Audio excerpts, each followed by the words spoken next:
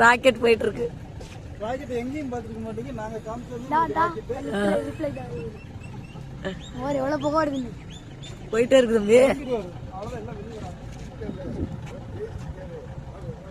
அப்புறம் வண்டி ஆஃப் பண்ணிட்டு வரேன். ஆமா செல்லுல விளைச்சு